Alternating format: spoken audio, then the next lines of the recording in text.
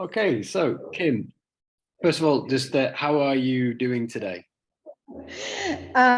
Chris, I am so good and super happy to be back to pick up this conversation where we left off. So I want to thank you always. I start with love and gratitude. I want to thank you for inviting me back. I feel like we could just kind of keep this rolling for a very long time with all the talking points. So it's my pleasure to know you, and it's my pleasure to be back again. I feel like we're friends at this point. So thank you. No problem at all.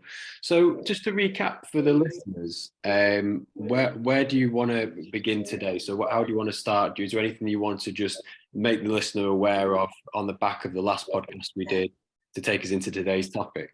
Yes. So I think that our second conversation here is kind of a standalone from the first. So if I could start with a brief introduction. And my name is Kim Tang. And I think I described to you before, I'm not even sure, that kind of like who I am and what I do and how I serve has expanded so vastly that I actually use kind of a symbol to represent all the ways that I offer support.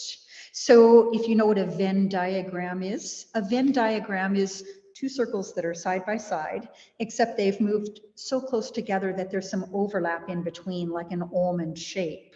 So on one side of the circle is all things yoga, and on the other side of the circle is all things spirit.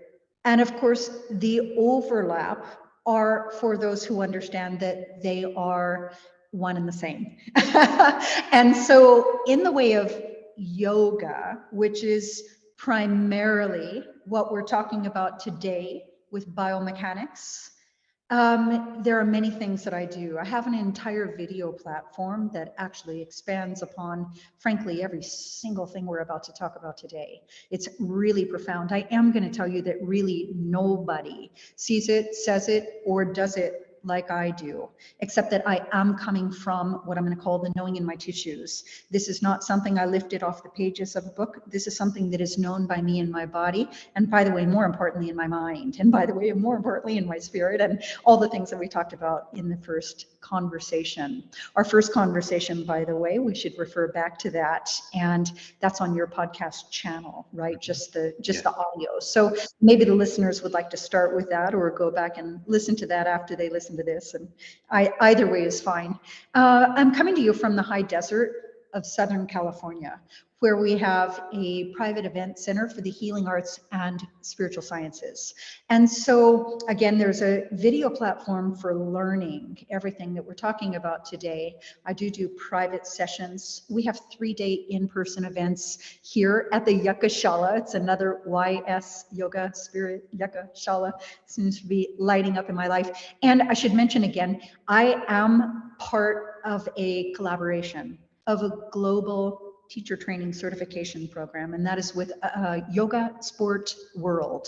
So everything that I am, you can find on kimtangyoga.com, and the certification program, which has satellites in Prague, Australia, Mexico City, and Berkeley, San Francisco area. That's yogasportworld.com. So all the spirit stuff is there on the website. Check that out as well. And then we could probably start right there.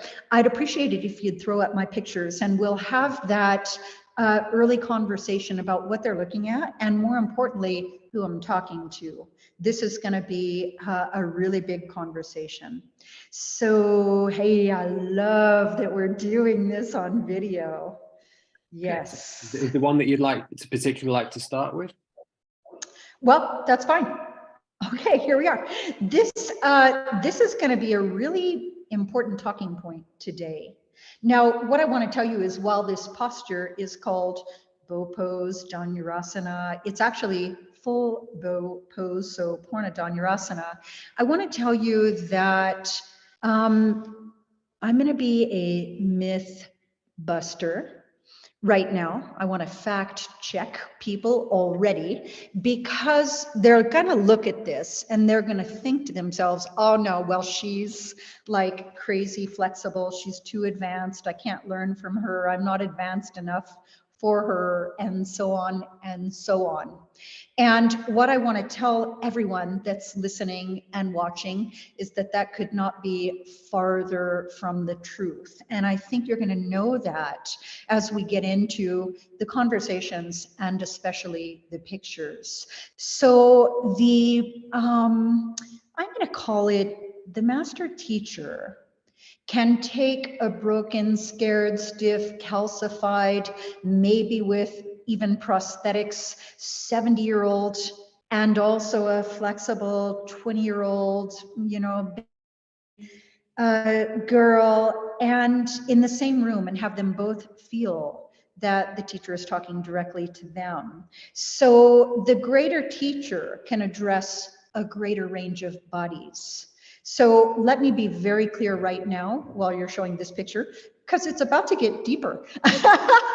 Let me be very clear right now that I do not only teach advanced students. I teach anyone and everyone. You and I talked about it last time, and that is that if you reside in a musculoskeletal system in a field of gravity, I am talking to you. So I have these big picture concepts that apply to all asana in the history of all yoga and all lineages. And oh yeah, I should mention that as just part of the introduction while we're speaking into it. I am still currently the head coach of the International Yoga Sports Federation. And I want to tell you that I have spent a couple of decades crafting this highly specialized approach to all of asana creation and execution, of knowing exactly what to be, what position to be in, and what to open, what to strengthen, order of operations, and which is the command that you send from the brain through the spine, and with everything that you need and nothing that you don't. So there's about to be a lot going on here, and I've taken this highly specialized niche level of teaching, and I'm now availing it to literally the whole of humanity. So again, anyone and everyone, I am available to anyone and everyone. They can learn from me. Okay, good. So this posture, let's just start talking. This posture, everyone would say to me, oh my God, you're so flexible. And I would always think to myself, actually, you have no idea how strong you have to be to do this posture. And ultimately, in a practice, for example, women tend to step into a yoga room being a little more flexible than they are strong. And men tend to step into a yoga room being a little more strong than they are flexible. And in the way that I teach you, you will use your strength to create space in between bone joints through which you can express range of motion. And by using the strength, you get stronger. So in other words, your strength and your flexibility will become even and equal, and then they will both increase together. So already, I'm going to tell you with all certainty that in my technique, you can have strength without rigidity, and you can have flexibility without instability. So these are a couple of the talking points we'll be using. I think that last time we looked at this picture, there was something that I zeroed in on, and that is that, of course, the mechanics of the spine. We have the cervical spine, which has 7 cervical vertebrae. That's the neck spine. And then you have the thoracic spine. The thoracic spine is defined by where the ribs attach. And the ribs are just the bony encasement to protect your vital organs of the heart and lungs. It stands to reason that the thoracic spine on most people is very rigid. In fact, for some people, like a steel rod. And there's an argument that there's a reason for that, just in terms of evolution. We're protecting the heart and the lungs, but it is widely held out there by people who claim to be experts that you cannot change the thoracic spine. And right now you're looking at actually me as the proof that you can. And by the way, should, coming from someone who has done it. Then you have the lower back, the lumbar spine. There are 5 lumbar vertebrae. You have the sacrum, and that's 5 vertebrae fused together, kind of the bony plate of the pelvis. And then the coccyx, which is 4 vertebrae fused together, and they don't articulate the way the other ones do, but you can tip it, point it, and we will. We'll be talking about that today. Now, the neck spine, it might surprise you, is the most flexible on the most people out of all of the aspects of the spine. Most people guess lower back, it's actually the neck. The lumbar, the lower back, is the next most flexible aspect of the spine for the most people. But most people are very, very rigid there in the thoracic spine where the ribs attach. So what I really spoke into when we talked before and showed you in this photo is that if you were to zoom in on that, and I don't know if you can, but if you can, go ahead and do it. If you can zoom in on that, that's beautiful. What I want you to see is not just the creases in the mesh fabric or costume, but actually the creases in the skin on my thoracic spine. And what I'm showing you in this photo is that every single how will I say that, joint space is in motion. So the entire spine is bending evenly and equally, and spaciously in alignment. And that is a very, very therapeutic and, by the way, sustainable practice. I think we should probably speak into right now those discs in between the bone joints in the spine, because you have a section in your YouTube channel that, by the way, I just love, and I'm inviting all of my listeners to jump on your channel, subscribe, join, like, comment, and follow. It's a great platform. I appreciate our collaboration. And I want to remind everyone that those discs in between the vertebrae are mostly kind of fibrous cartilage tissue that have very little of their own blood supply. Some people call it avascular. So backward bending, and specifically therapeutic backward bending, is like nutrient for the spine, because you're actually compressing, kind of blanching the blood out of the area. And then when you come out of the posture, there's this return of high pressure, oxygen rich blood. If you're in a hot room, pumping hard through dilated vessels, and the circulation taking away any inflammation and just flooding those discs with nutrient. So we have so many talking points here, but the most important ones for you to look at are actually the flexibility in every single aspect of the spine. There's one other important talking point here, because today I think we're also going to get into shoulder mobility. And something that we talked about before, you can zoom out into the full view of the picture if you're able, and thank you for that. And something that we talked about before was that in a yoga practice, in any yoga discipline lineage, the difference between what you might call a beginner level backbend expression versus an advanced backbend expression is not just the depth of the posture, I'm going to say including the evenness of the spine, but also involving the shoulders. And there is a very deep and intimate relationship between neck, thoracic spine, and shoulders. These advanced backbends will require that the shoulders are in full turn. And you can see in this one that the shoulders are in full turn. It starts by setting it up with a very specific grip so that you can access that. And then when the armpits are fully front facing with the torso square, you know that the shoulders are in full turn. Now, shoulders tend to take strain for an upper back that is not bending. And so there are many ways in which the two kind of play off of each other. So when the scapulae flex, they're taking the strain because the thoracic spine is not bending. And so I'm always joining forces for the students between the shoulders and the upper back, helping them create space so they can express range of motion into it. The more the upper back can bend, the less strain on the shoulders, and the more the shoulders can turn, the deeper the spine can get. Okay, great. Talking points on this one? So how do you progress this? So if somebody said, I want to achieve this posture, where would you start and how do you achieve that?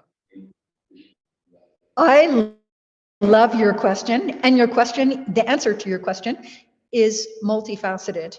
The first thing I want to tell you is the answer that I gave you before, and that is with every single person who walks into my space, I have a formula of start where you're at. And those pictures are really going to come to life when we get to that part of the conversation, actually showing some spine and shoulders work with a student that I had very recently. So always, I will help them start where they're at, do what they can. And like I say, always and only with breath and with form. And then I'm going to do what I call spoon feed the millimeters. So I'm going to have a quick assessment of the shoulders, of the neck, the upper back, the lumbar, the hips. Very important. Can you actually look at this picture and gain a sense of how important hips are to backward bending? So in the yoga realm, we call backward bending compression, and that's compression from the dorsal perspective. But if you look at that spine on the, on the back side, if you were to take, for example, a measuring tape, and you were to measure specifically in that position from, say, atlas axis, kind of where the base of my skull meets my neck, just down to the sacrum, it would be very, very short. It would be compressed. We call that compression in yoga. But look at the opposite. Look at the front side body. And if you were to measure, say, from my chin all the way through center on my entire front side body, all the way to, say, pelvic floor, pubic bone, that's going to be a very, very long measurement by comparison. So the deeper you go in your spine with backward bending, which we call compression, which means the backside is shortened, then the front side will be lengthened commensurately. And by the way, you're not just stretching muscles. So I was so delighted to find out when you have a soft tissue practice, because we're not just stretching muscles when we're creating flexibility, we're actually also stretching fascia and connective tissue, ligaments, tendons, and by the way, nerves. And so veins, arteries, nerves, skin, every aspect of your being is actually lengthening. All of the layers are lengthening, not just the muscles. So again, we can go anywhere with that. But let's see, my personal experience is that when you said, how do you get started with this? My personal experience is that I started, or not started, I realized the progress, and I'm going to call it from the top down and the bottom up until they met in the middle. So I want to tell you a fun story, and that is that there was a time in my life when I would travel to Los Angeles for kind of an international event where I would find my peers, and I would always want to just kind of brainstorm, thought storm, spine storm, if you will, things that were going on. And I talked to another yoga coach at that time, and I just showed him a picture of my back bend. And I said, I don't even want to ask you a question. It might limit the answer that you offer. So look at this picture and tell me what I need to hear. And he said to me, center spine. And it was just like my mind was blown, and all the light bulbs and all the bells and whistles went off. And I will tell you that this is an Indian yogi. And so I said, oh, definitely. I know exactly what you mean by that. So what should I do? And he said, He said, hot butter massage. And I was a little like, okay, well, that's not really going to help. I'm not like a newborn Indian baby, right? So hot butter massage, like I'm going to have to find some more technique. So I thought it was hilarious, but I got what I needed from that. My spine is a very long spine, and it needs to be divided into 3 parts, not just 2. So all of my teachers up until that moment had always said to me, oh, upper back, and then, oh, lower back, and then, oh, upper back, and then, oh, lower back. Nobody ever said those magic words to me, center spine. So when I heard it, I just got to work and I got it.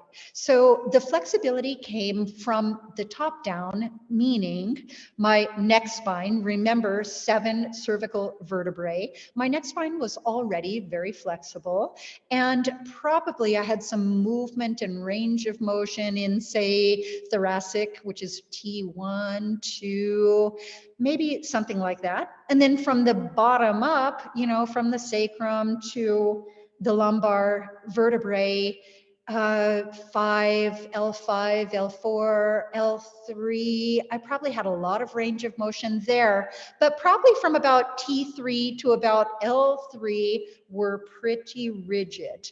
And so I just worked it from the top down, moving from T1 to T2 and T2 to T3 and T3 to T4, and from the bottom up, going from L5 to L4 to L3 to L2 to L1 to T12 to T11, 10, 9, and so on, until they met in the middle. And that actually is a very exact example of how it happened for me. Just in the way of sacred geometry and human evolution, fun fact, that is that the very most rigid aspect of your spine is actually about T5. And the bone density there is just a little bit higher, and the bone joints there are just a little bit closer, and all of that is designed to protect your heart, which is just the most kind of beautiful, exquisite, universal law of order, that are literally our bone structure is designed to protect our vital organs. And so, yeah, I think I answered your question in 2 different ways. One is, where do they start? They start where they're at. What order does it go in? Well, my answer, it goes from the top down and the bottom up. Remember, I'm always sharing myself with you in the form of knowing in my tissues. It's not something I could ever lift off a book or just repeat as hearsay. Everything I'm telling you, I'm sharing myself with you in the form of. Is there a next picture you'd like to go to, or do you want me to just bring which? Yeah, let's just go through them and pick up some talking points. And let's say that for today's conversation, we're really zeroing in on, okay, well, we're really going to zero in on spine and shoulders. So this one is a whole lot about, by the way, spine and hips. And I'll tell you, though, that the big picture concepts that I'm teaching you are in practice in every photo that you're about to see. And because, look, I was not, I'm gonna put it in air quotes, and I'm gonna tell you, I was not born that way. I was not born naturally flexible. I was not a 20-year-old ballerina who kind of walked into the yoga room like that. I was a hardworking person who kind of like figured it out. And I figured out that the magic formula here is to use your strength to create space. Sometimes that's called using your strength to create length. So I've never even worked to create flexibility. I've worked to create space in my body, and I've worked to create length in the spine. And inherently, there's space there for you to move into, and that's what we call flexibility. And the reason that that matters is because when you're kind of trying to force flexibility into joints that have no space between them, then ultimately you're grinding on the cartilage. That was something that we talked about before. And that's how people end up getting, say, arthritis or loss of cartilage, bone on bone. And by the way, especially compression in the lumbar spine, sciatica. So maybe we'll save that as a talking point for a little bit later. But by the way, we can actually heal those things through the practice of yoga. So not only are we using our strength to create space to express range of motion into, but we're also strengthening the muscles that support the space in the joints, and by the way, in a position of alignment. So we can rehabituate the tone, we can give the joints more nutrient, the discs more nutrient, more strength with space, and so on and so on. All of these are big picture concepts inherent in my teaching that are demonstrated in these postures. So this one that you're looking at on the right is just kind of the progression of that first one that we looked at. So in that bow that we looked at, that's actually the setup for this, another expression of the full bow pose. And that's a, that's a pretty deep advanced little yoga posture for sure. And yeah, fun for me to see. Thanks. Let's see what's next. The quality's not quite there on the picture, but this is all of the poses are very impressive, but this one from a strength point of view for the balance and the wrist strength is very impressive. Now, I appreciate you saying that, because let's speak into that. This is a tricky little balancing posture called one arm bow-legged peacock. And there it is. And I want to tell you that, first of all, like I wish I would have also given you a picture from the side, but let me just speak into it. The toes are hooked under the hip bones for simplicity's sake. So my toes are grabbing my hip bones like fingers grabbing, my feet are acting like hands in a way. Now, a lot of people look at that and they go, oh, ouch, your knees. No, first of all, no hot poker to the knee, no ouch in the knee. So I want to tell you that this position begins at the psoas. This psoas is a muscle group that connects the upper body to the lower body. And it starts at T12, the thoracic spine, the last thoracic vertebra, T12, L1, L2, L3, L4, L5, through the hip joint. So psoas in through the hip joint, into the belly of the quad, into the knees, into the shins, into the ankles, into the feet. Every single thing from the waist down, front side, is lengthening here. So it's not forcing it in the knees. It's all systems working together in the lengthening process. Now, since you mentioned the strength of the balance, and like I have on my Facebook, I have videos of me doing, 30-second or 1-minute holds of this, and in complete stillness. You have to be very, very flexible to get in that position, but you have to be very, very strong to hit it and hold it in stillness against gravity for a solid 30 seconds or a minute at a time, and 10 sets in a row. And, this is the knowing in my tissues from which I share. So what I want to talk about with respect to the strength, first of all, another big picture concept, strength is inherent in balance.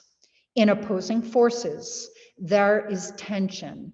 In equal and opposite tension, there is balance. In balance, there's stillness. In stillness, there's silence.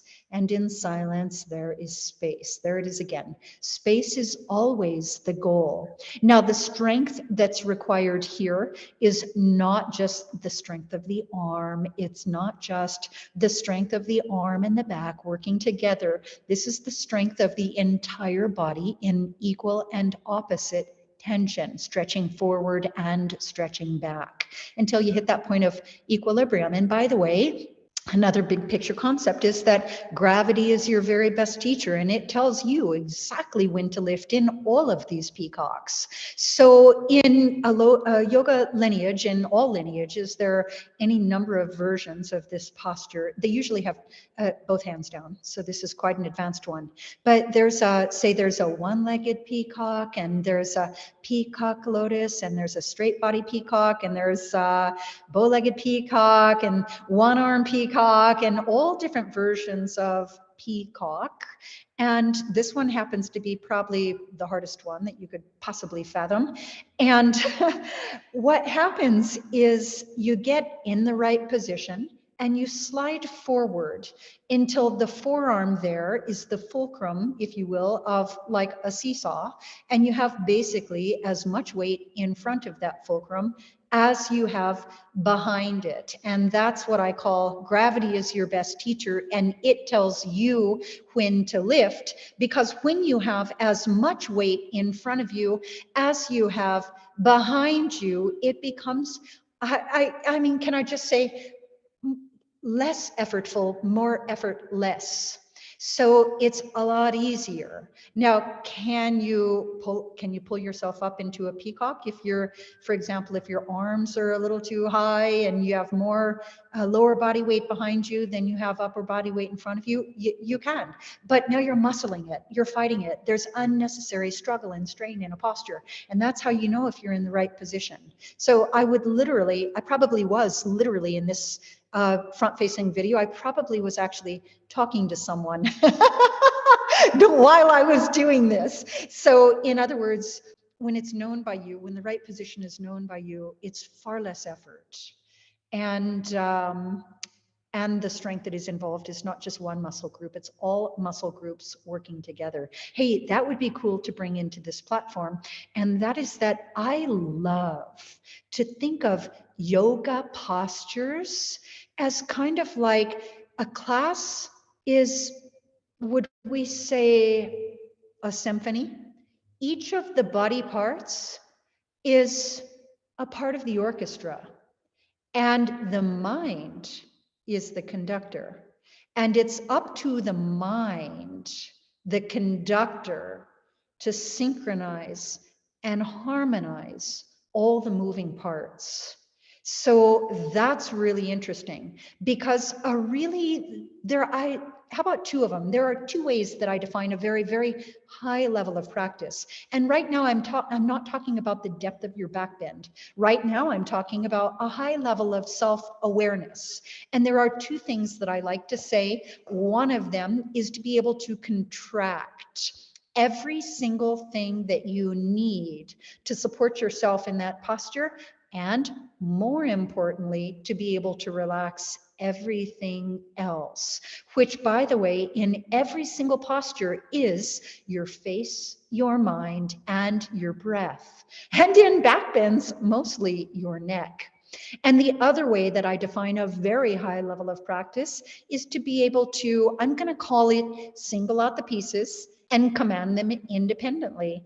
And what that might mean is really contract the deltoids and the lats, but really relax the neck, for example. Two body parts that are side by side, but you have such command that you can single out the pieces and command them independently. This one contract, this one right next to it, relax. That's a deep level of knowing, of self-knowing. So, and we get that from a yoga practice. Yeah, thanks for letting me bring all that into it. It's a very expansive, for me, invigorating conversation. Fantastic. Would you like to digress into the shoulder case study that you wanted to go through? Yeah, sure. Let's flip through what you have there. We'll stop on each one briefly and see if there's anything there, and then we'll just make our way to it. Okay, here we are. Okay, now this is a student who, let's stay right there. So you've asked me, how do I even get started? And I say, it's a start where you're at. And this is exactly what he came in with, and that is exactly where we begin. Now, the very first thing that I'm always going to do is introduce some exercises in what I call traction. And there's something I want to say here, and that is that one time I had a student who had a very negative emotional association with the word traction, because she herself had been in a traumatic accident and was put in the hospital where she experienced what was called traction. And so I want to be clear, this is not that. Traction is a way that you can actually bring your body into alignment from the ground up, So ultimately, from the feet through the fingertips in one straight line, straight spine, where every muscle is supporting the bone joints in a position of alignment, strong, and space in between bone joints. And there are drills that we do for that. Yes, thank you for that. Do you remember in the first conversation, I introduced this to you. This might be the more important place to start. I consider, and this is the hallmark of my teaching, of asana teaching, I consider that there are 5 ranges of motion of the spine. And I'll define them quickly. Number 1, I'm going to call traction. And traction is the foundation for every other range of motion. The second range of motion, in no particular order, backward bending, and then forward compression, which is forward rounding, and then lateral flexion, which is kind of like side bending, and then twisting. So there are 5 ranges of motion of the spine. And the reason that I break it down this way is because now we can categorize every single posture in the history of every posture there ever has been in every lineage of yoga there ever has been. We can define every single posture according to range of motion of the spine.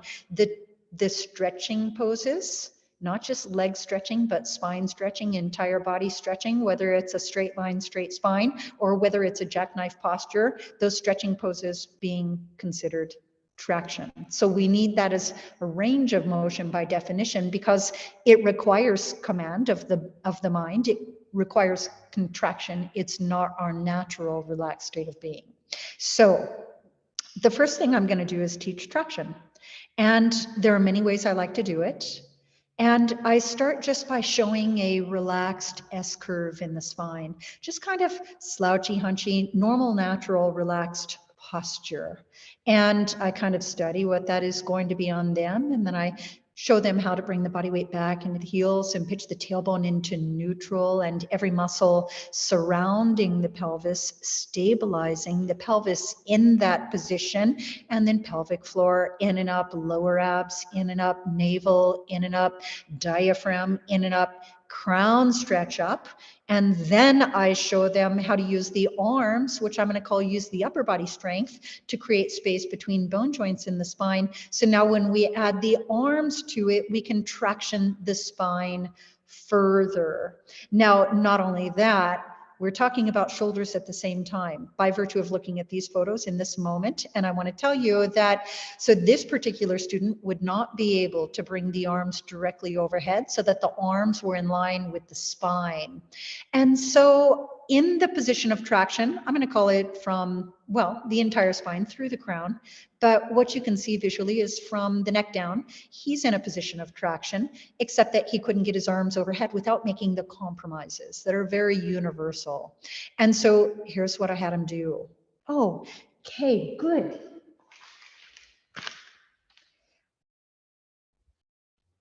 We're gonna get to even expand a little further in this conversation by starting with these photos. I want you to see something right now. I have him with his fingers interlaced, release the index fingers, thumbs crossed. This particular grip is called a half moon grip. I call it a half moon grip. It's used in multiple postures. It's what we could call a beginner level grip, but you're stretching from the shoulders through the fingertips as if you're trying to touch the ceiling. So the arms are not only straight, but eventually locked, and not only locked, but eventually shoulder block, which is what I refer to as the space in the shoulders. Now, remember, we're not going to try to force movement, range of motion into joints that have no space in them. We're only going to try to create space so that we can then express range of motion into the space that's there. So the reason that I'm holding up a stick in that one on the right is because I'm drawing a line for your eyes of the trajectory. See the angle where the torso meets the arms, the angle at the armpit there. I'm basically just drawing that angle with the stick. That's what I'm going to call the trajectory. That's his current range of motion. Now, in this position, I want him to keep his body in that therapeutic position of traction. And I want him just to, number one, breathe and stretch from the shoulders through the fingertips along that same exact line of trajectory. So you say, where do you start them? Well, I start them where they're at. Well, this is what that means, and this is what that looks like.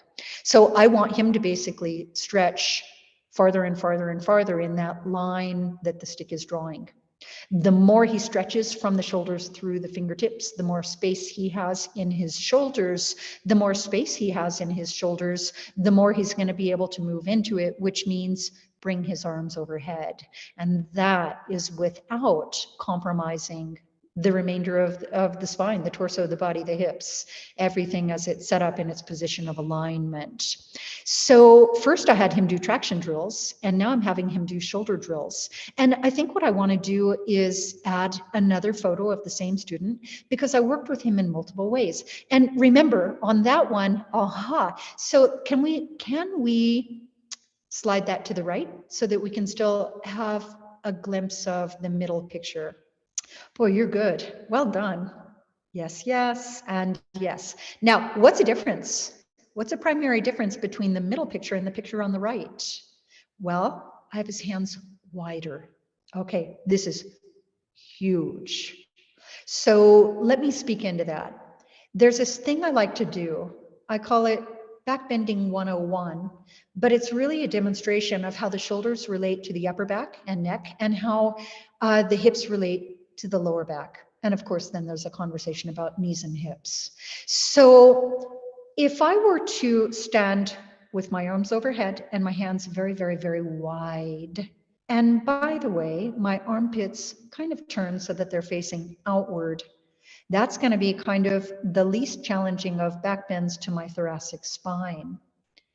As I bring my armpits front facing without bringing my hands any closer together, now I'm no longer, I'm going to call it barring from the shoulders. I've now isolated the bend to be in the spine. And then when I bring my hands closer, closer, closer, closer, there's more challenge to the upper spine.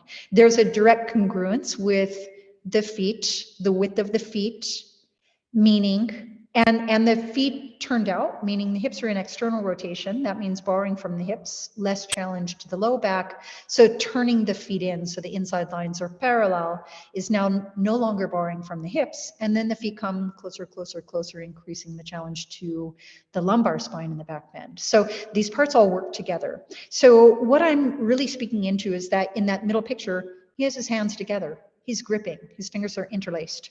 On the next one, he has a stick in his hand, and his hands are farther apart. Less challenge to the thoracic spine, less strain for the shoulders to receive. So when I saw where he was at, I handed him the stick, and with the same instructions, I asked him, push that stick away from you. Push it away from you. Push from the shoulders through the fingertips. Push that stick away from you without compromising the rest of the body, by the way. We need to... Do you remember when we talked about what I'm going to call my simple formula for muscles? If you use them, they get strong. If you stretch them, they get long. That's pretty much all muscles on every body, and they get strong in whatever position you strengthen them in. So we really want to strengthen the spine here in its position of strength, spacious alignment, while we create space in the shoulders and strengthen the muscles that support the space. So all the parts are working together. So on this one, I brought his hands apart and I had him do the same thing. So he pushed that stick away from him, and I'm having him push it away and pull it up, push it away, push it away, push it away, pull it up, up, a little more, a little more, a little more. And I'm giving him all the cues, and he's doing it, and he's getting an increased range of motion. And by the way, I like to say that I want them to kind of blow their own minds. He blew his own mind with being able to get his arms actually higher, higher, higher and higher than he ever had before. And so let's, is there anything you want to chime in on, add to, clarify with that before we go on? No, that's great. That's really beautiful. Okay, so I love this. Let's put those side by side. This is important because I had him lie down on his back in this one, and you can see that now the one that you just put up with the one on the right, these are congruent. Just one is standing and one is lying down, but I'm having him absolutely in the position of traction lying down on the floor. And I did not elevate his knees or his feet. I have him lying down on the floor, knitting the rib cage, closing, folding, anything that you want to call it, the bottom ribs, and head is in line with the spine by virtue of the fact that he's lying down flat on his back. And now look at that. First, I just put the stick in his hand and I had him just push that stick away from him. Push it away, push it away, push it away, push it away. In other words, in that position of spacious alignment in the spine, I'm having him isolate the shoulders, create space in the shoulders. And I am giving the gentlest and most knowing suggestion of moving into the space by just lightly and barely holding the stick and taking it in that position on the left down toward the floor, which in that position on the right would be, arms up, arms in line with the spine. So I like to call that no angle 180. So we're actually going to eliminate that angle at the armpits. So he's pushed that stick away from him. And now, without compromising the spine or making any other changes, he can actually get that, I'm going to call it the stick closer to the floor than you see in the one on the wall. So standing upright, where I couldn't reach it, by the way. So, so I put him down on the floor. So let's speak into that. What would you like to contribute to this conversation with these photos? So with the picture on the left here, if somebody, say for example to you, says I can start to feel my lower back pulling, or I'm getting some lower back pain because they're not used to this excessive extension, what would you do in that situation to help them, or how would you cue them? Yeah, I really appreciate it. The first thing I do, remember, is teach them the traction, and I help them find exactly what they need to contract. So I take them step by step through that process of feet together, toes and heels touching, and the body weight back in the heels. This is the most important part that becomes very relevant. Pitch the tailbone down. I call that tailbone in neutral. And remember that part where I said, every muscle surrounding the pelvis, stabilizing the pelvis. What that means is contract your quads, contract your glutes, contract inner thighs, pelvic floor, everything in and up through center in the spine, contract. So you could call it Mula Bandha, you could call it Kegel, anything that they can identify with. Lower abs, pull everything in and up through center, navel in and up through center, diaphragm in and up through center. And by the way, there's another part of this. So where I have him on the wall in this image on the right, what normally happens, I wish I had an image of that. What normally happens is that I can literally slide my hand in between their back and the wall. So of course, the curve in the low back is a thing. And so I'm having them stretch up from the shoulders through the fingertips, trying to touch a ceiling, to elongate the space in between hips and lower ribs. And then I'm having them pull it in, pull it in, pull it in, pull it in to try to press it into the wall. So I actually had already taken him through that sequence with what you're looking at this photo. That wasn't actually his beginning. That was kind of deeper in the session. So I'm first introducing them to everything they need to contract to support themselves in a position of stability.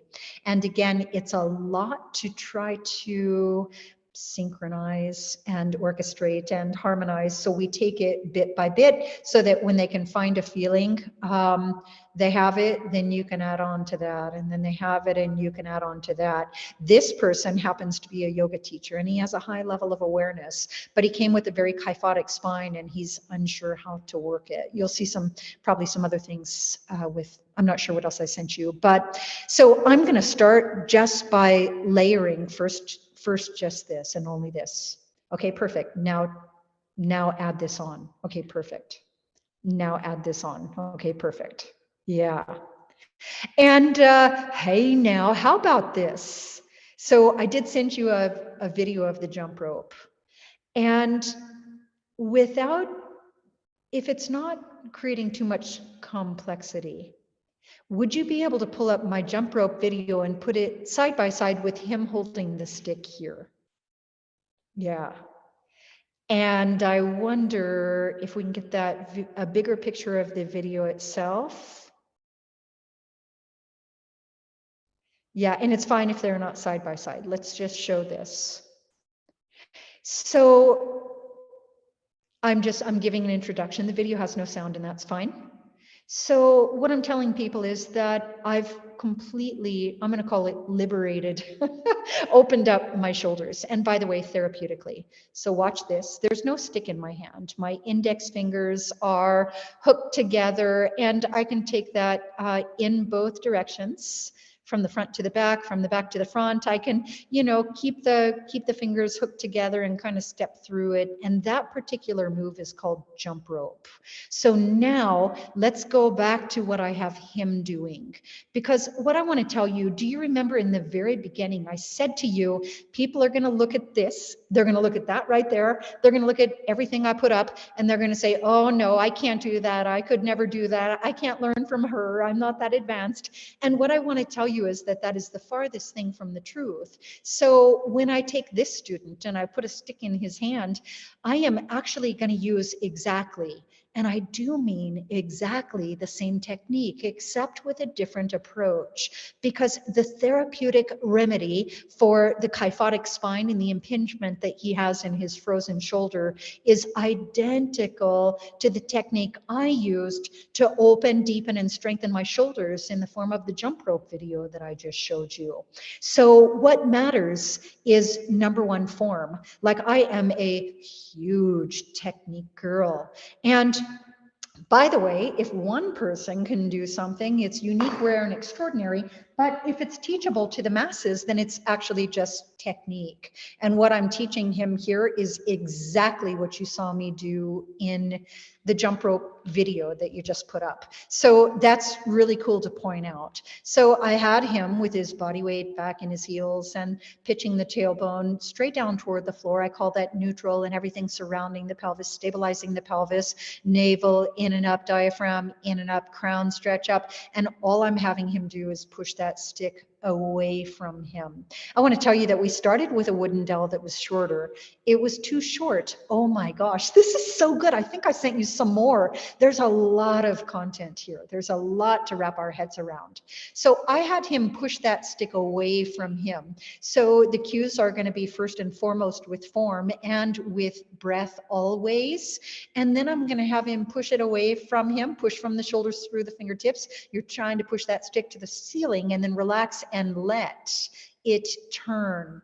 But do you remember when I said to you, basically, I'll say it simply, the wider your hands are, the easier the turn. And then the closer your hands get, the deeper, deeper. It's the greater challenge. So this is a nice and easy, slow, mindful, patient, compassionate, therapeutic process that I guide people through.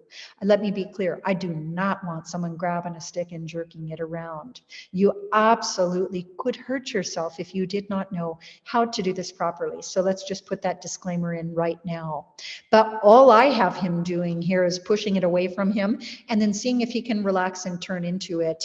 And frankly, that broomstick was not long enough for him to be able to do it.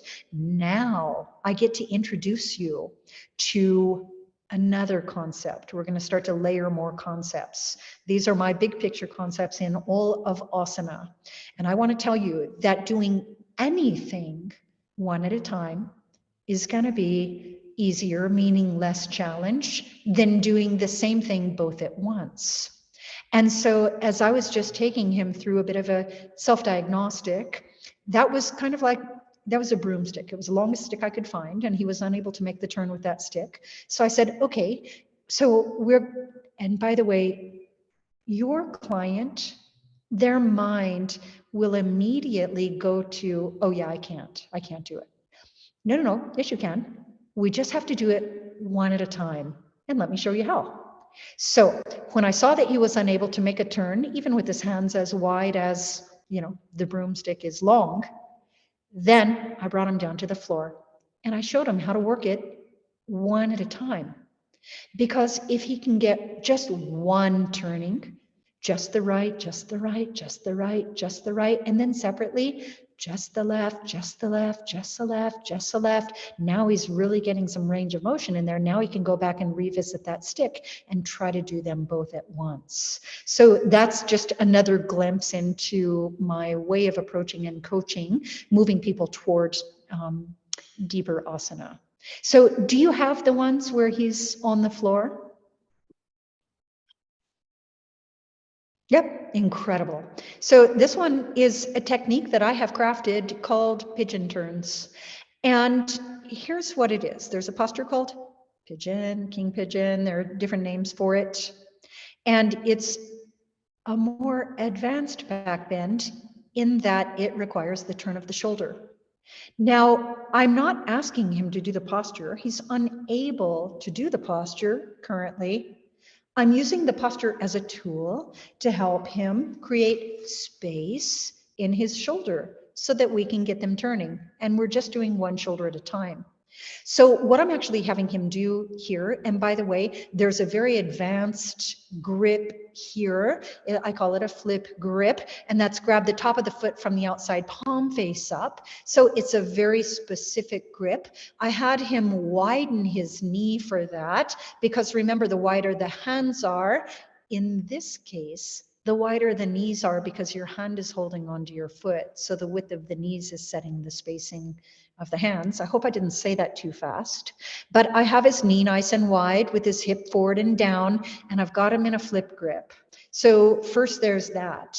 And all I'm going to have him do is use the strength of his lower body to kick back while he relaxes his shoulder. I don't want him to pull with his arm, not at all. I'm trying to get space in that shoulder joint. So I'm going to have him kick back and figuratively let the kick pull the shoulder out of the body. It's obviously not displacing. It just means some words I can use to help him find a feeling or an observance and a realization that he can sense that there's some space there. So all I want him to do is kick back with the lower body and completely relax the upper body. So the hand is a hook and it clearly has a grip, but the arm and the shoulder are completely relaxing. So he's using his lower body strength to create upper body length, which is space. I'm having him kick back, and then I have him bend the knee, bring the heel quite close, turn toward it, look at it, bend the elbow. And at first the elbow is basically just going to kind of tap at about waistline. And then keep the foot in the hand, unwind, and go again. Kick back harder, relax more, kick back harder, relax more, get the space. And then bend the knee, bring the heel quite close, turn toward it, look at it.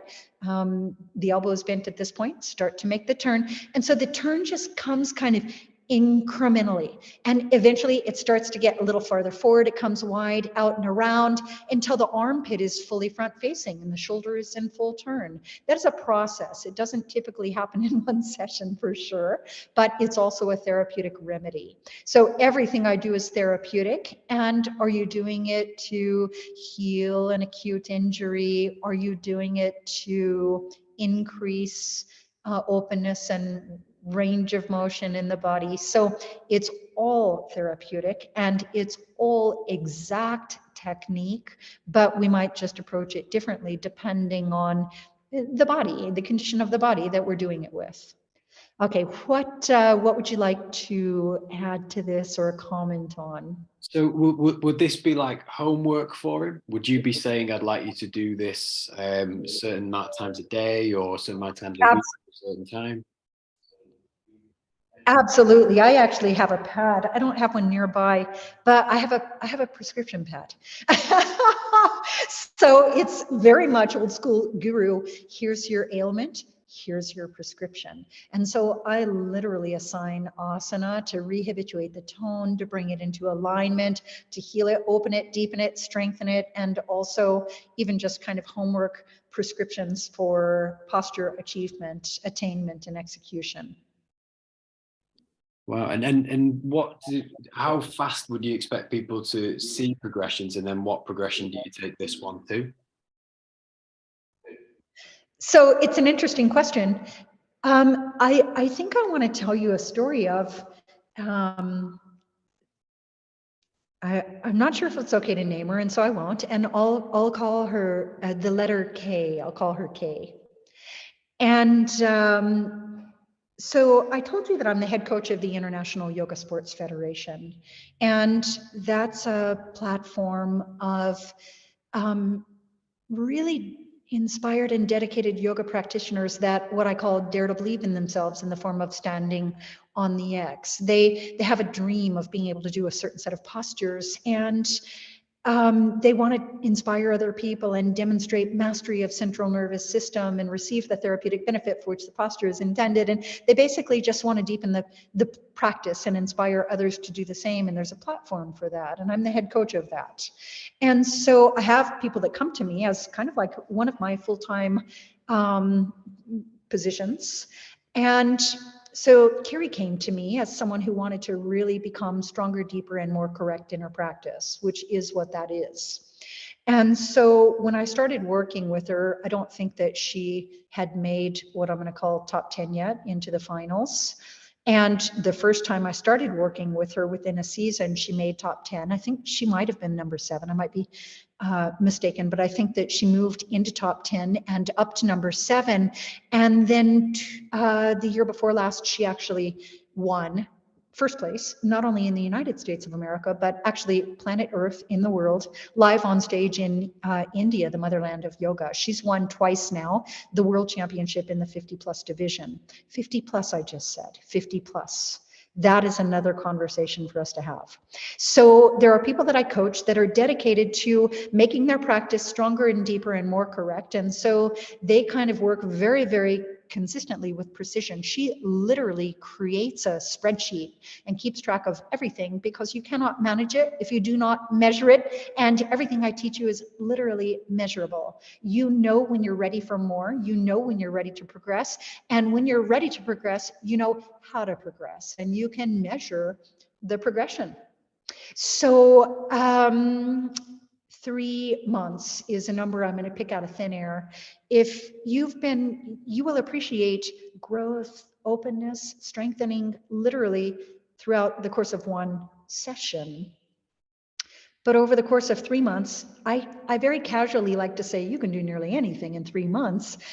It's a little bit of a joke for me to say that. Things are only hard until they're not. That's all of life, including those postures that are supposedly the hardest postures in the world. There are a couple I didn't show you. There's this other one called bow-legged mountain. And it's been kind of widely held that that's what they call the hardest posture in the world. And that's one that I've done on stage for a score, as well as that one-arm bow-legged peacock. And so the bottom line is I kind of laugh because you and I got to mention in the first podcast that we had that this is all about consciousness. The consciousness with which you conduct your practice is the same as the consciousness with which you conduct your life. You learn it on the mat, use it in the life. So these are all things that I incorporate into the practice, and to understand that it's not even spine centric. Yoga is mind centric. And so I'm working with people on the level of the mind. I'm working with them on the level of the body, and inevitably I'm working with them on the level of feelings and emotions. We kind of touched on that last time about how we stash emotions in our body. And by the way, sometimes those manifest into injuries that are decipherable messages as to where your spiritual work lies. And so I'm approaching these hearts, minds, spines, and lives on every level of their being. But at some point they have this intention to get at it and to receive on all these levels and to do the work and to track the work, and the progress comes. And by the way, not only does the progress come that you become not just more flexible, but stronger, deeper, and more correct, which means more aligned, more spacious, which is far more therapeutic and energized. But also, the benefits are immeasurable on every level of being, right? So also more exacting, with the ability to stop, drop, and vortex and command everything you need and nothing that you don't. So you start to understand that your life is your meditation by design. You start to understand and be more accountable and more deliberate about the thoughts and about the commands that you send from the brain through the spine, and removing thought obstruction. And you start to unearth, I think we talked about it, I'm going to call it the mental states, the modifications of the mind. So did we get into self-control, determination, patience, faith, and concentration?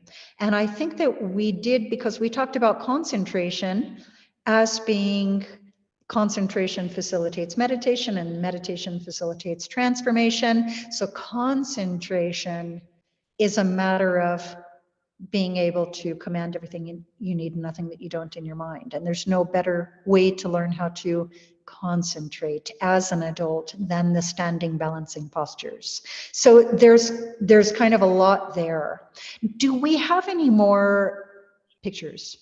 No, this is the everything that you sent across previously.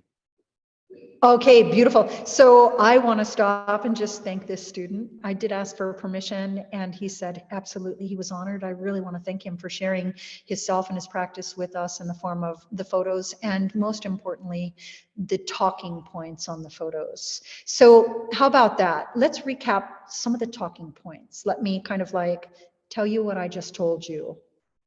The first is that there are 5 ranges of motion of the spine. Most teachers, oh, hey, hi there, excellent. Most teachers will tell you there are 4. I am going to tell you, I say there are 5, and the reason I say there are 5 is because I consider traction a range of motion, and the reason I consider traction a range of motion is because it requires contraction. It's not a natural state. And if we are to categorize every single posture in the history of all postures according to range of motion of the spine, then we're going to call those stretching poses traction poses. So therefore, we have traction poses, forward compression, backward bending, lateral flexion, and twisting. And you and I talked about that before, and that was also fun to speak into. And that is that if I say to you, there really are only 5 poses. In the history of all poses, there really are only 5. If you organize them according to range of motion of the spine, then you say, well, how do you reconcile that? Because there are hundreds and hundreds of postures. And so what I like to say is there are 5 postures that exist according to range of motion of the spine, and all the multitude, the variations, all the versions of those 5 postures are simply a matter of what is your relationship to gravity. In other words, are you executing this posture from standing, from the ground up? Are you in an inversion? Is it from the top down? Are you doing it from the front to the back, from the back to the front? Like, what's your relationship to gravity, and how are you leveraging your extremities? How are you leveraging your extremities? So it's not about the posture. How will I say this? It's not just getting into the position. I like it like this. It's not just getting into the position.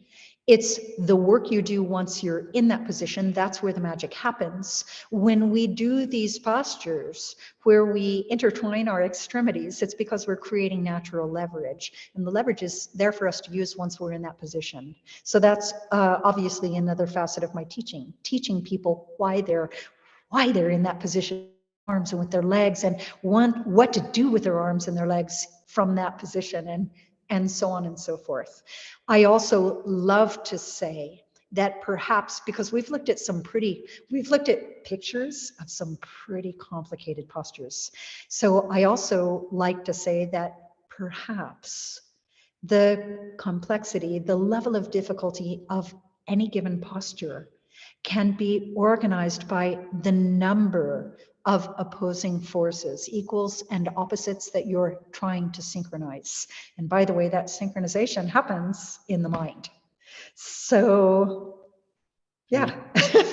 No, that's been great. I really appreciated that, and it's given a lot of food for thought from how I'd approach shoulder issues with people as well. I know you mentioned it earlier on at the beginning of the podcast, but if somebody wanted to learn more from you or wanted any of your resources, where would they go, and what do you have to offer at that platform?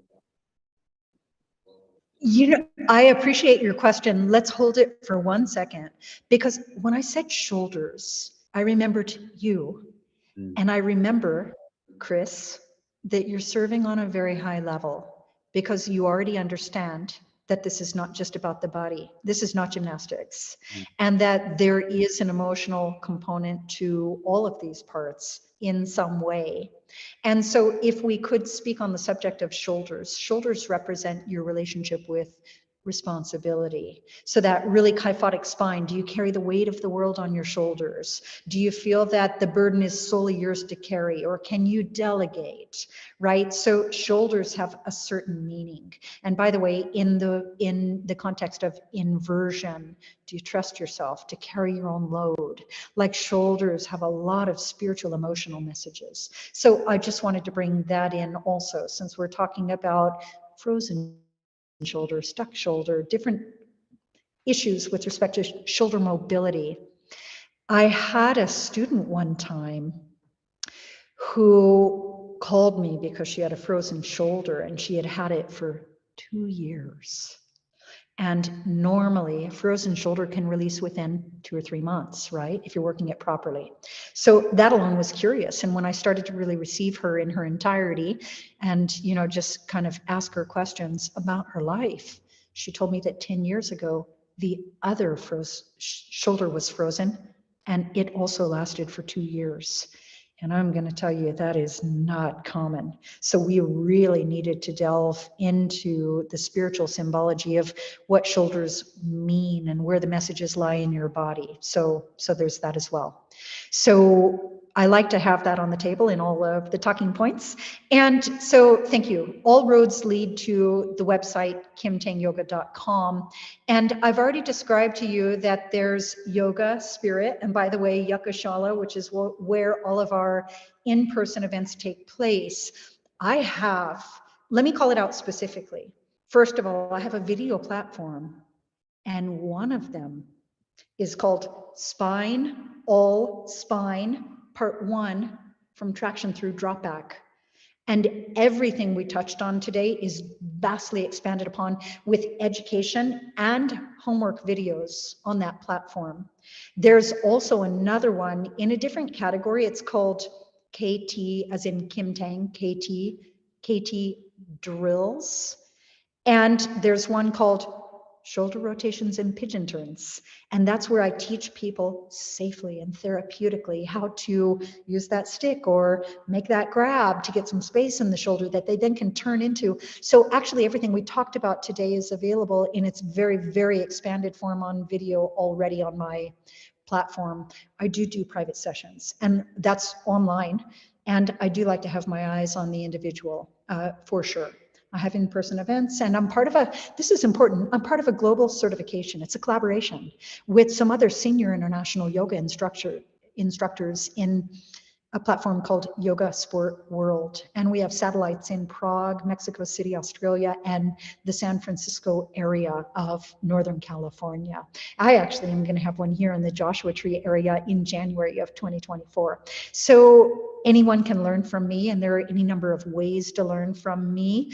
I appreciate you inviting me on your show, and I would love to be a resource for you. So I'll say it again, I hope you'll invite me back, and there's nothing that we cannot talk about. If you live in a musculoskeletal system in a field of gravity, I'm talking to you. So thank you for letting me, thank you for receiving me, and thank you for inviting me.